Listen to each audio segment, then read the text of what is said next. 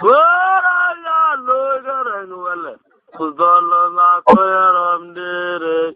Tapi halendum kala ya ula. Uwadi ya gwewa. Abi kera ya le. Ayo ya lo garang wala. Kuzolo na koyaram dere. Tapi halendum kala ya ula. Uwadi ya gwewa. Abigera yale Rokia gale na bandur maurwa egiri yeguter palo na koi ara wore delin toleram na makwinwa barani jafati dan yuri jaga ya de mabodi rangwa wara urada tira tu Ngwarani jafati, ani yuri jaga yare mabadi, karangwat, kwararura nati, atila rotu yu. Chiri o ayira ya loy garangwalan, tola na kwayaram dere. Babil warendu laga ya ura, kuwari ya gwewa, abige la yoja yang Wara ya lo garang wala, kutolo na koyaram dere. Bapti warmendum dala ya ula, kuwari ya gwewa. Abige la yoja yang Robi ya gale ya bandur maurwa, egiri jeguter. Kutolo na koy, arara ware zeyeni, kuleram dage makwirwa. Barani jafati, ani yuri jaga yare mabodi, tarangwa, bararura dati, antila rutu.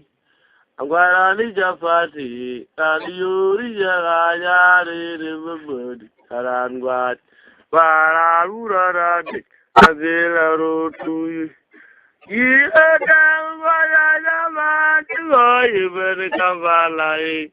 Koja bara ya bale azagwa tabati nyunyin muga gon mari arbit ala le udan toge kaya negayan wanyar balwale dingi ujer galre toge gara yang dan jigo yo kota jamani goye beri kabalai goye bara ya bale azagwa tabati nyunyin Muga God Mariar with Wala the Dog Kayan.